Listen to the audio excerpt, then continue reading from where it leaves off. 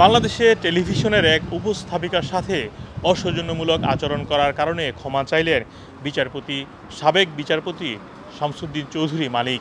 আপনারা জানেন, বাংলাদেশের চ্যানেল আইয়ে কোটা সংস্কারের যে আন্দোলন চলছিল, ওই সময় একটি পলিটিক্যাল টক শো প্রচার করা হয়েছিল এবং সেটি সোশ্যাল মিডিয়াতে ভাইরাল হয়। ওই অনুষ্ঠানে দেখা গিয়েছে সম্পূর্ণ অনুষ্ঠান জুড়ে ক্ষিপ্ত ছিলেন বিচারপতি শামসুদ্দিন চৌধুরী মানিক। দেখা গিয়েছে ওই উপস্থাপিকার নানা প্রশ্নে তিনি ক্ষিপ্ত হয়ে যান এবং সোশ্যাল মিডিয়াতে এটি ভাইরাল হয়, অনেকে সেটিতে কমেন্টসও করেন। তবে অনুষ্ঠানের পরে যে বিহাইন্ড দ্য সিন থাকে, তারও একটি ক্লিপ ভাইরাল হয় পরবর্তী সময়ে।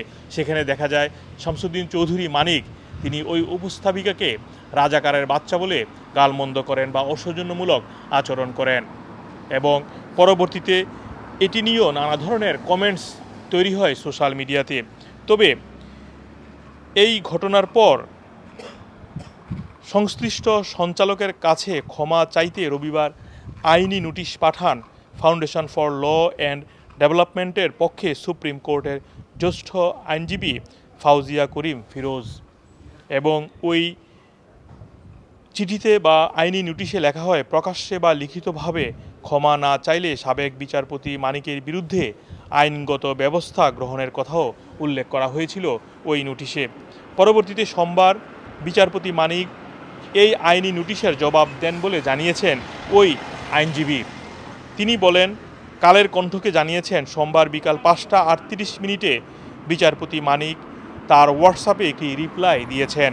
সেখানে উনি প্রকাশ্যে ক্ষমা প্রার্থনা করেন এবং উনি সেখানে বলেছেন ক্ষমা প্রার্থনার বিষয়টি গণমাধ্যমকেও জানাতে পারবেন। এছাড়াও ওই বিষয়টি নিয়ে কালের কণ্ঠ দীপ্তি চৌধুরী যে উপস্থাপিকা ছিলেন তার সাথেও কথা বলেছেন এবং তিনিও বলেছেন, তাকে প্রশ্ন করা হয়েছিল তিনি ক্ষমা করবেন কিনা এবং তিনি বলেছেন এসব বিষয় তিনি মনে রাখতে চান না এবং মনে না রাখাই ভালো বলে তিনি মন্তব্য করেছেন।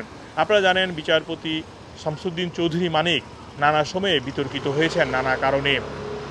এই উপস্থাপকার যেই অনুষ্ঠানটি ছিল আমরা দেখেছি, সেখানেও তিনি নানা প্রশ্নে রাগান্বিত হয়েছেন এবং শেষ পর্যন্ত এটির জন্য তিনি ক্ষমাও চেয়েছেন। মোহাম্মদ আব্দুল হান্নান, 2A নিউজ, যুক্তরাজ্য।